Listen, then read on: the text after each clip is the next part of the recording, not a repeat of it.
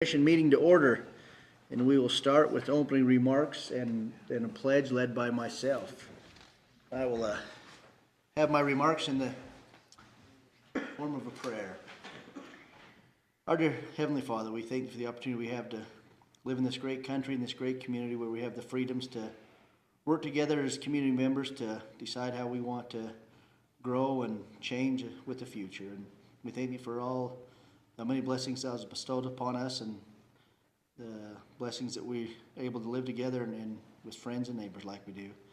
We say these things in the name of Jesus Christ, amen. Amen. Okay, would you join me in the pledge?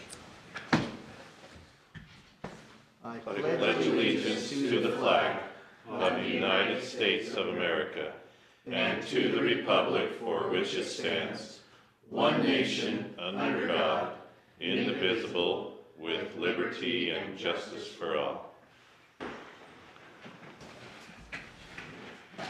Okay, any changes to the agenda? No. Perfect. Has everyone had a chance to review the minutes she sent out last week? Anyone have any changes to those? If not, I would accept a motion to approve both the agenda and the minutes. I would make the motion to approve the agenda and the minutes. Second it. Okay, all in favor? Aye. Perfect. Okay, the first item, Martin Bench subdivision, consent item, so it meets everything there is, just a 6-month extension period to get that subdivision plat recorded, so I think, unless anyone has any questions, I'd take a motion to approve that. I would move that we would approve the Martin Bench subdivision extension. I'll second it. Perfect. All in favor? Aye. Okay, Aspen Springs Storage Conditional Use Permit. Yeah, so, and I apologize, the applicant's not here, but Yeah. it was an oversight of mine that requires this to be continued. But they are applying to expand an existing storage facility just west of Smithfield. There's currently 2 buildings, and they are proposing to add 12 new structures in phases, increasing the facility from 120 self-service storage units to 652 with outdoor storage of vehicles and boats. I do need to recommend continuing the item up to 90 days because I failed to realize this would fall under the urban development state code requirements for properties in the future annexation area of a city, and it just allows them time to respond either in favor or against a proposal. If they're against it, it doesn't necessarily mean the proposal is dead. It just means that the county is given time to respond to their concerns. But as I mentioned in the kind of history section of the staff report, that previous 2011, which was the original approval for the 2 existing buildings, Smithfield did oppose it because it was not consistent with their general plan or future land use maps. But since then, they have updated their general plan and future land use map, so it is consistent. It's a light industrial future land use, so that is consistent with their code that allows for self-storage and outdoor storage in that zone. So, I did contact Brian Boudrero with Smithfield City. He's not quite sure of the process or who needs to comment, whether it's Planning Commission or City Council or whatnot. So he's working on getting us the correct contact person to get that response from. And then if they choose not to respond, then after 90 days, then it's a default acceptance of it. So, but again, that was my miss. It doesn't come up too often, so I wasn't prepared for it. But yeah, I think hopefully Smithfield should get back to us so that it can be on next month's agenda. So, and any conditions of approval, there's not really any road improvements that will be required or anything, so it should be pretty straightforward. Okay, so that one, do we need a motion to extend that, or we're just waiting on it? Okay, we'll take a motions to extension that, maybe just do up to 90 days in case they don't get back, and then if they do get back, we can move it up. Yeah, because the state code requires the 90 days minimum. I mean, they can respond before then, but yeah, it would need to be up to 90 days, and yeah, hopefully we can just get it back on next month. So. Okay, Mr. Chairman, I move that we continue for up to 90 days the Aspen Springs Storage CUP, Okay. pending the awaital of information that Angie identified. Okay, I would second that. okay, all in favor? Aye. Perfect. Okay, final item, discussion, 2024 code amendment priorities.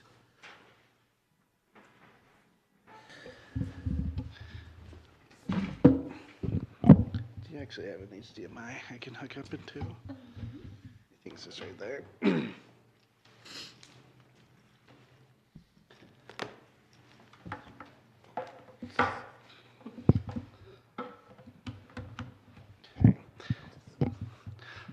So what we would like to talk about today is we have a new year upon us here, and then potentially a lot of new legislative bills that are going to come through this year, and that could end up bringing some code changes that we're looking at, and a few items that, as we've talked around this last year, of some different codes that we as staff would like to potentially go through and update.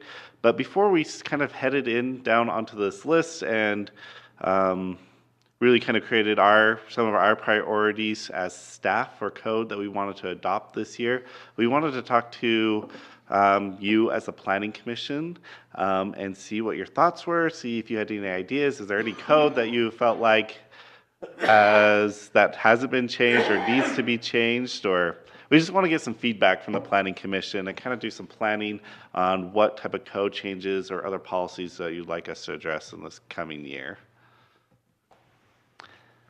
Well, you got one right earlier from Jason, some sort of minor subdivision Yeah. tweak for those small ones that we could make an easier process for somehow. Which would probably. I would, Mayor. You want to elaborate? So the point that I was making was sometimes we have, and I think these are fairly limited, but we have, let's say, an old farmstead, and there are a couple of homes, and it's all on one parcel. I know of several of these that have happened over the years, and, you know, the owner, the farmer wants their son wants to have their own house on a lot, so they can get a mortgage to buy it or whatever. In several of these cases, those houses pre-existed zoning in the county. They've been in place for years.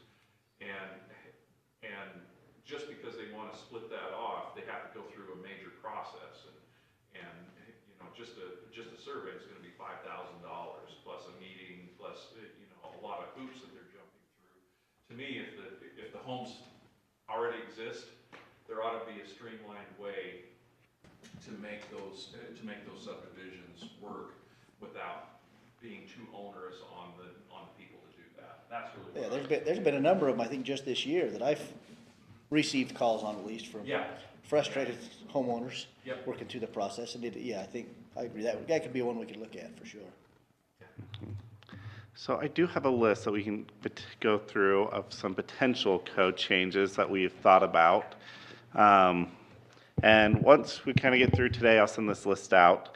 So the first one is a flag lot ordinance. Are any of you familiar with what a flag lot is? So essentially, our code currently requires that you have 90 feet of frontage along a public or private right-of-way in order to build on that lot. What a flag lot would allow is eliminating that frontage requirement for more of like a driveway access onto a public road, but it provides certain standards and conditions. What is happening currently is you have somebody who doesn't have enough frontage along a public road, and so they are on their property dedicating a private roadway to themselves down their property, and then creating a makeshift flag lot, essentially creating a flag lot through a private roadway dedication. I've always felt like this process is a little messy. We're having people essentially dedicate easements to themselves on their own property, and I would like to clean that up and and one of the other things is they build these private roadways down to themselves. That also allows possibilities where they initially dedicate it to themselves, but you can have up to 5 homes off a private roadway. So it opens up boxes in the future that they could potentially subdivide lots off to access off that private road that we maybe didn't intend for that type of access. So that's one thing I would like to do, and clean that up. So like I said, right now we're currently doing it through a makeshift mechanism, and that I don't necessarily love. The other couple things that I have that I feel like are high priority, zoning clearance process. Our zoning clearance process is fairly difficult for some property owners, and we have some rules and regulations that make it, that sometimes rule some people out that reasonably maybe should be able to build on, or we'll run into issues, like we run into issues where people have chicken coops that are too close to each other that then we restrict them from building anything on future. And so just clean up some of those processes that maybe are too restrictive. And we have a list of about a few things that we'd like to bring through. One item that we have talked about here before, and it's kind of in limbo right now, is what to do about detached ADUs.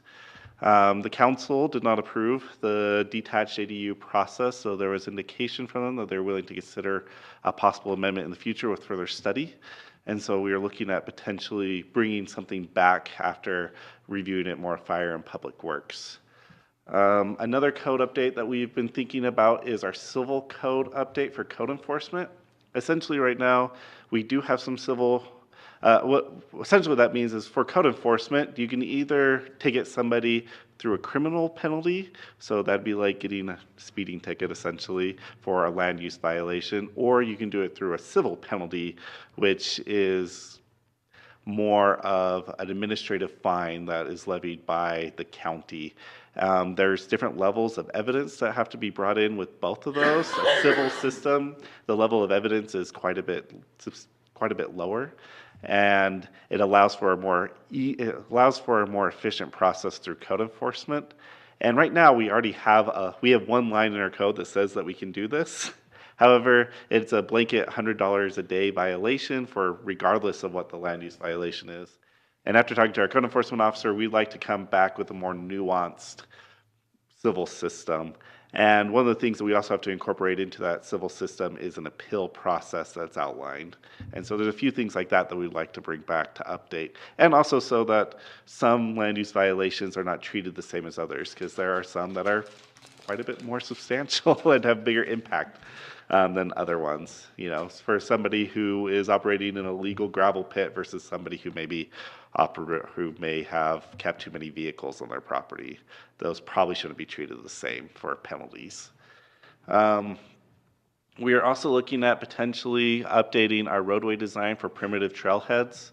So we have several primitive trailheads in the county. Most of these trails go off into Forest Service, but sometimes the roadways themselves or the trailhead themselves are in unincorporated county on private or public property that's not owned by the Forest Service. And right now we require those to be paved, the roadways to be paved all the way to them. And that's something, particularly with Deep Canyon, that we'd like to review that code. And we've talked to Public Works a little bit about it, and we're looking forward to, or we're hoping to be able to bring something back. Sensitive lands is another item that we've been considering. Right now, we updated our sensitive lands code recently and we eliminated some of the more restrictive issues in it, particularly for agricultural buildings or sheds under 200 square feet. But we've had problems with people grading up whole hillsides without doing proper retaining walls, or maybe not following best practices. And so that's something that we'd like to review, maybe create grading standards, or how tall retaining walls can be. A lot of jurisdictions will cap off retaining walls somewhere between 10 to 20 feet. And so that way you can't do like a 30-foot retaining wall on your property, or they have to be over a course of, or you can do up to 30 feet, you have to step them after every 50 feet or something like that. And then just the last couple, our conditional use permit code, our CUPs. Sometimes state code recommends that we create different standards for our CUPs. And so when we're setting standards or setting conditions, that we're citing something. And there's a few times that I feel like we've been setting setting conditions based off of best practices, but we don't necessarily have them codified. And I'd like to go through those and create some different codes and standards as CUPs go through to eliminate some of that confusion and also to ensure that our conditions are really clear. One of the things that our Trails Department would like us to do is review of public works to create cross sections that allow for side use paths in the future. And so side use paths. So these would be like 10-foot paved paths on the side of a road, so essentially a trail along our county roadway systems. There's a few places that we're looking at trying to connect different cities that have unincorporated roadways that stretch between them, like think between Hiram and Nibley or Smithfield and Hyde Park, that a trail system could be great for active transportation. And so we're looking at potentially updating our trails master plan in the next couple of years, and we'd like to start examining some of these sections, what they could look like. And then the last thing I had was state code changes. I have a feeling that there's going to be quite a few this year. And so our agenda may be hijacked with whatever the state requires. But this is kind of a tentative list, and I know there's probably others that you may want us to consider, but this is really, we wanted a chance for you guys to kind of speak, give us your opinion on any of these items, or you feel like some should be higher priority or lower priority than others. Well, I think the one you brought up on sensitive lands, and we had a couple of subdivisions, one specifically out in Cove, that the way it was, the property itself that was developable was pretty level and pretty uniform, but the access to it coming off the road it was a rather inclined, but it could be modified through modern technology, cutting, grading, making a decent access. But it just seemed like, I don't know, that was such a hang up. And then we encountered it in a couple other places. So I just think, especially as we go out to the outskirts of the county and such, I know we're going to see it again. Mount Sterling, well, we had them folks that were, and I don't even know whatever ended up even happening to them. They had a parcel that It got approved. they did get it approved. Yep. But I just think that, I just don't understand, I guess, why that's so hard to work around. I mean, especially from the design process. I mean, if you get an engineer that's willing to stamp it and say that, whether it be compaction, whether it be cutting and filling, I don't know why that was such a roadblock to all that. Yes, we did do some changes in our code. Yep, so if it's just a road and it's engineered and Matt signs off, they could do that now. Yep, that was one of Length. the changes we did to sensitive lands this year. Can't build on it, but the road Yeah, could go. so we would allow a roadway to be built on sensitive lands, but still no structures, essentially. There is maybe some, because that mostly addressed like steep slopes. We didn't really address like wetlands or other type of sensitive lands through access. I've talked about it a few times, but I just didn't know where that. Yeah, and I think the building one is good to stay away from, right? You look at, Yep. Well, Was it the Draper that lost those homes last year? Want to do buildings, but The engineer roadways signed and off on it. accesses. Yeah. His home's And that's something we can potentially look at more. I know when we passed that, my discussions with Public Works is they felt comfortable with it, but felt like in a year or so we want to reevaluate that and maybe create a more detailed standard if we felt like that was appropriate. And I don't even think we should give on slopes and stuff, because future maintenance has got to be taken Yeah. into consideration. But if somebody can still take something and modify it for an access, I'm just glad that you guys then Yeah. consider that. So that's something, I'll put that on the list, and as we go through the sensitive lands, we can make sure that's part of the things that we address and bring up. And just see if we need to make any additional changes beyond what we did this year.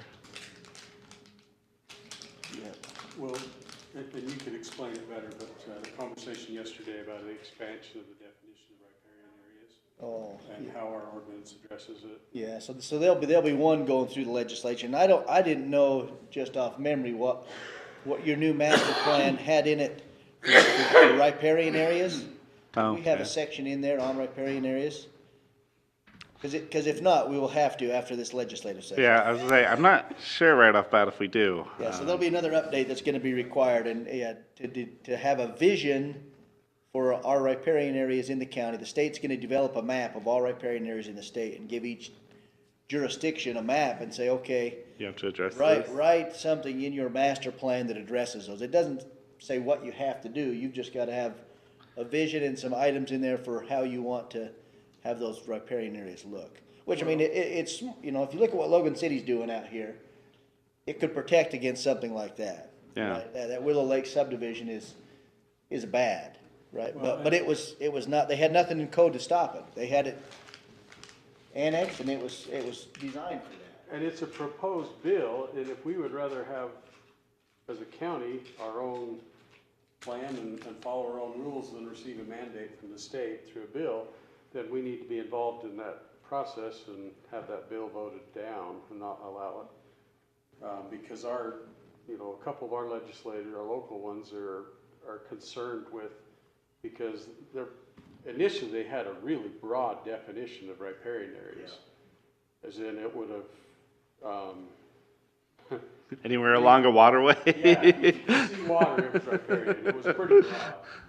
So, you know, if we'd rather have our own and develop our own and not be subject to a state mandate, we probably ought to be involved in that process. Okay. But it is, I mean, whether we want the state to tell us how to do it or we do it how we want it, it should be done. I think having a riparian area ordinance on the books with what can be done in them, and what can't be done is probably smart. And we kinda have that with the sensitive lands, that gets some of it, but. Yeah, so as you say, get we closer could to the river, potentially have that as a some of it- section within our sensitive lands. You could, yeah, I don't think it would take much to add it to where we would meet it even if they don't. We could be ahead of it and pass it, and if the bill passes, we can say we're already done, and then we don't have to deal with them, but, yeah, that will be one that most likely will come up.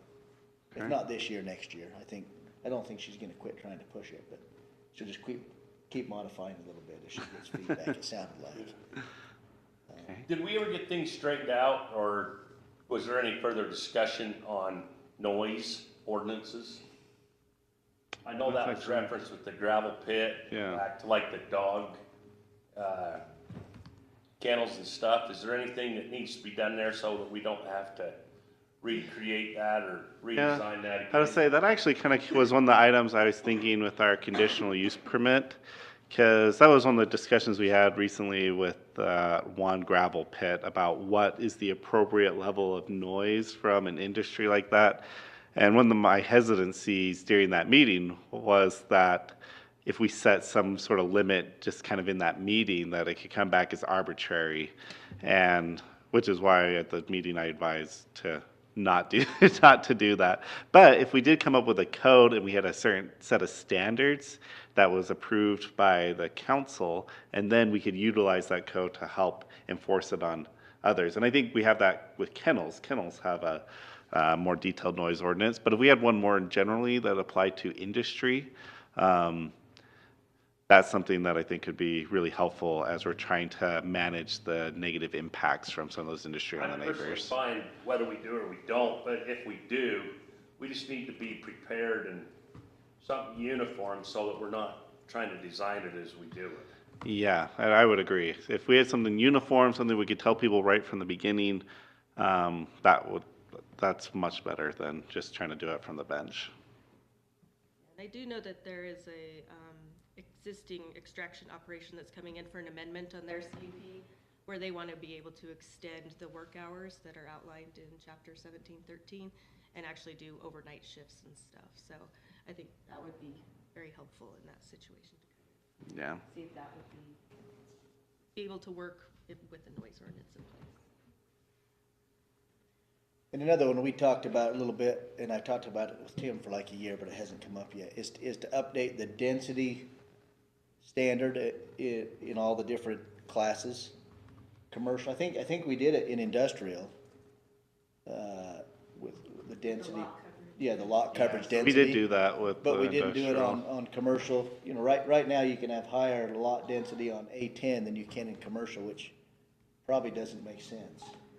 I would think industrial and commercial would probably be pretty similar standards on that. Yeah, so that is something that we changed where it was like 80% could Yeah. be covered. Yep, but we only did it in industrial. Yep. Yeah.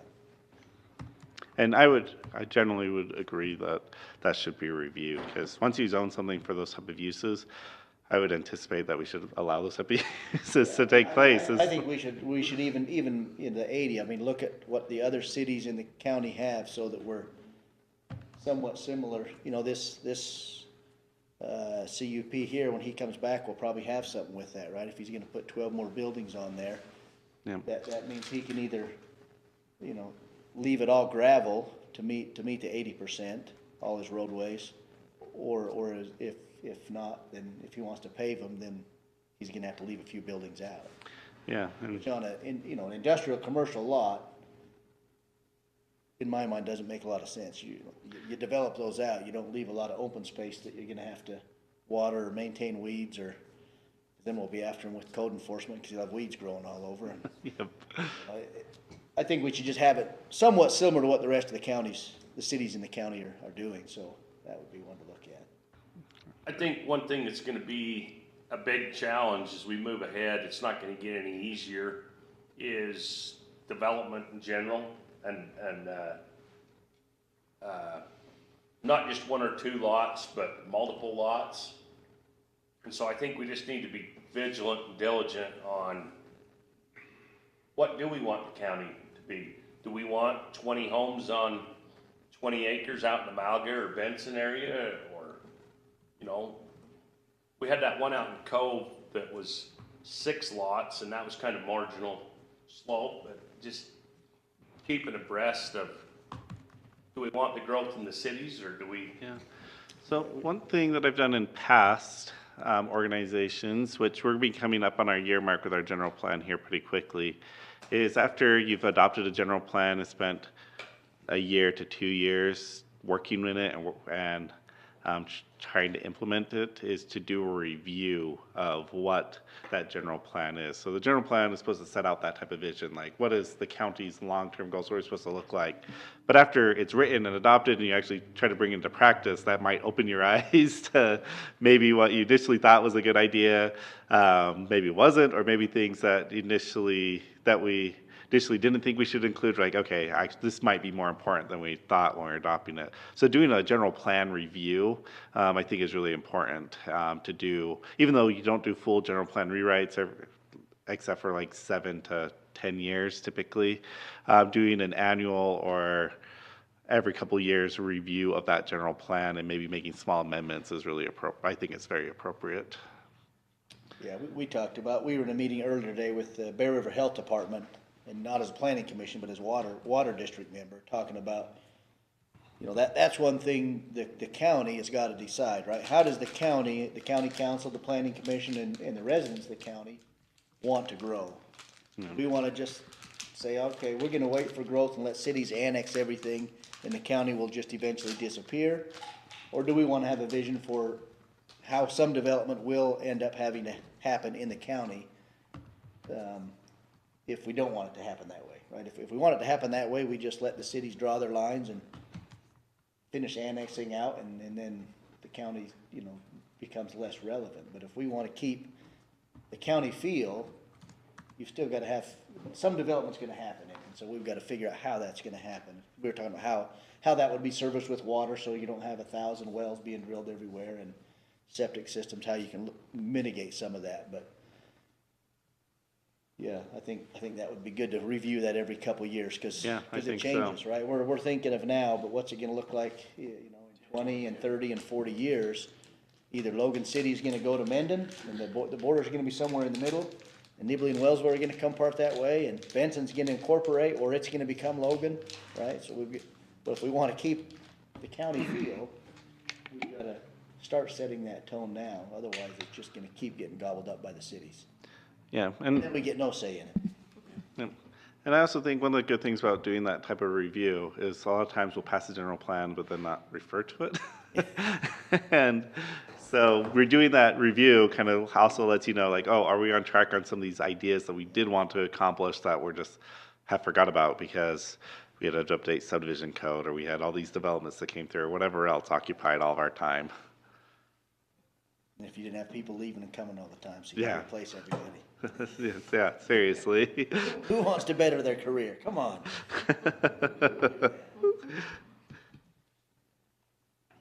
Trying to think, I'm sure, I know there's a couple others we talked about Say- during some meetings this last year, and I can't remember what they were. This will get a lot of them, I know that we've had issues with. Yeah, I'll plan on sending this sheet out. I might clean it up a little bit. And I'll send it out to all of you, and you'll have editing power, so you'll be able to go through and write in anything else that you might have. And we'll plan on maybe bringing in a list at the next meeting of, okay, from our discussions, this is kind of the order that we're going to work on things, and just allow you to rearrange things or take things off kind of that agenda for the next, or for this year. Can I bring one other, we talked about rehashing the campground. Oh, yeah. Ordinance, that was one that we were going to, within 6 months or whatever, go back over that one. What does the council think too? They have any they want to put on the list? Maybe they will do that tomorrow night, huh, at your meeting? Tuesday night. Oh, yeah, Tuesday, yeah. Most of us on the council get the feeling that the county wants to remain rural and the cities be cities. So in your question there, where do we want development? County isn't ready or able to provide services to big subdivisions in the county, and I don't know how we get there. I mean, we're having to look at how we fund fire in the county right now and going forward. And I've met with fire, figuring out how we can run a water line yeah, across so the whole west side of the valley for fire. So there's issues there, and if you start doing that, I mean, you all got your taxes and paid them last year. How much came to the county out of your property taxes? Not very much. 87% goes to the school district. So getting a development in the county, the council is like, we don't have the revenue or the ability to police that and do roads and do everything that way. So and I know the legislature's saying we gotta provide housing and stuff like that, but at the same time, your water point is very valid. What are we gonna do about that? I think that's gonna be the thing that channels us a lot in the future, as we deal with that. And how we do from a revenue standpoint, because actually our budget was over budget this year. And so we got some things to do, and we gotta deal with the county fire department and everything else, and our ambulance and emergency services, so it's. If we force the school districts to combine with the measure on the ballot, that 87% can go down. Could come down. We can give the rest to the county. I mean, it's astounding what goes to the school district, so, but Yeah. we gotta educate our kids too. Do you think Powder Mountain's gonna be any more than it already has been, or? Weren't they coming back pretty soon?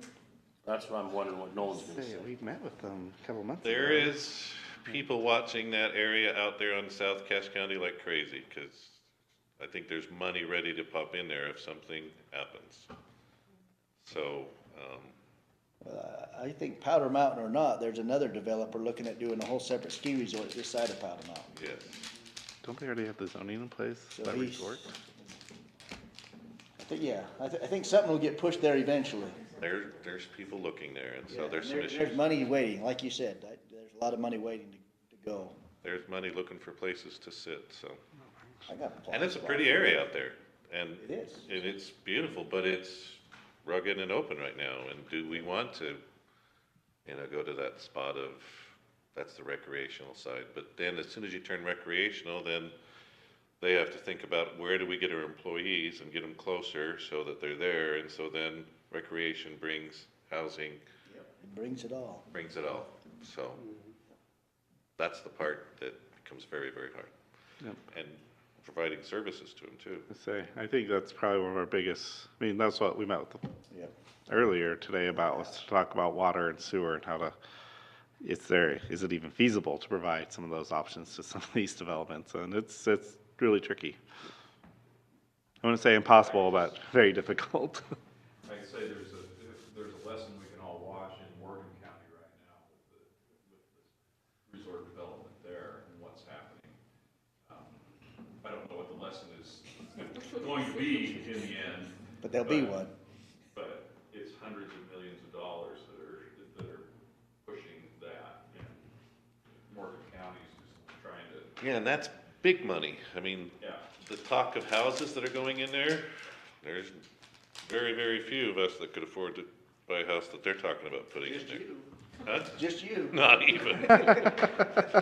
Yeah. that- Council's well, gonna have to raise my wage a bit if I'm gonna afford one of them, so, but, and that's the part of the problem is Morgan is rural and here they bring this upscale thing here, and plus they're talking about, okay, what type of people do you get to work in there and where do you get housing and everything else? That's hugely different, and that's our concern of what's going on if I keep looking on the South County too. I mean, we've all sat here with those guys that do this skiing and that in there. Have you heard what it costs to take the helicopter skiing back in there? It's freaking ridiculous. They can keep pretty busy. Yeah, it's none of us that are doing it either. It's all the guys from back east that come out here and throw money around like crazy. And as a county, we're not getting any revenue off of that. And yet when they came and told us about that, that was supposed to happen, right? It's not coming to us because it's all booked out of Powder Mountain. Yep. So, They do have a snack shop in county boundaries that I think we collect taxes from, but, Get that big snack shop. An unpermitted one that they need. yeah. Yeah, there's no easy answer, that's for There sure. isn't. There's no easy answer. Because if we just say no development in the county, right, then it's, that's not easy either. yeah, that's not easy either. So it's finding that balance of what can we, yeah, you know, and it may come to where you're like a lot of cities and there's, you know, we start implementing impact fees for some of that initial. It doesn't offset all of it, but, you know, I think North Logan there, you know, they might be up close to $20,000 now for impact fees. And those get put into some of that. That's not the answer, but it could be looked at, you know, as one potential thing, as some, Right? because they get the smallest chunk and they don't have any upfront fees other than a little bit you pay. I mean, not a little bit, sometimes it's, you know, when you do a subdivision, but it's nothing compared to what you do in a city for those fees they pay.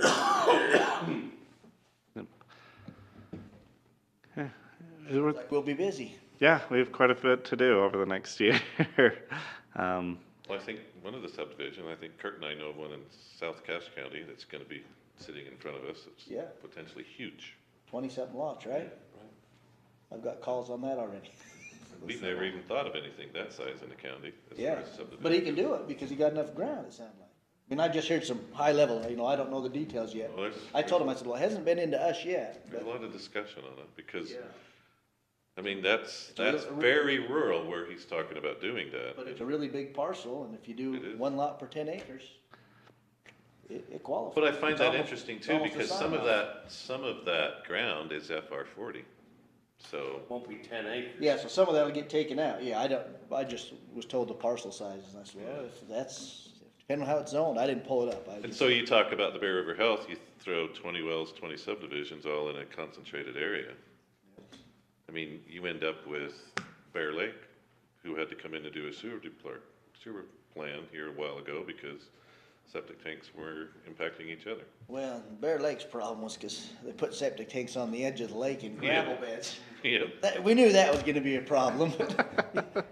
and you had that in Providence too, septic tanks up top seeping down. Yeah, they're getting all the gravel bed in our Yeah. recharge zone, and, Millville. yeah, Millville has that problem too, don't yeah, Millville's switching right now. It's nice to have this discussion though, go over. But yeah, that'll be a big one coming pretty soon, it sounds like. Okay, well, I'll send this out, like I said, provide some feedback. We might get, in the meantime, we might get started on one or two of these, but before we really dive into any of these, I'd really like just feedback. Is in the end, by state code, you are the ones responsible for making the recommendations to the county council, and we as staff are just here to help and advise you as you do your duties. And so, obviously, we have some ideas, but in the end, it comes down to what you would like to work on. So, we'd like to reflect your priorities. Okay. Perfect. And that's it, unless there's any other questions. Anything else, commissioners? Change county or Utah code, so you guys get paid more per meeting, so that's a state code. I guess I better get one of our legislators to run that bill. Think about it. We've been trying to change it, but they're not listening to us, so. Okay, with any, no objections, then we will adjourn.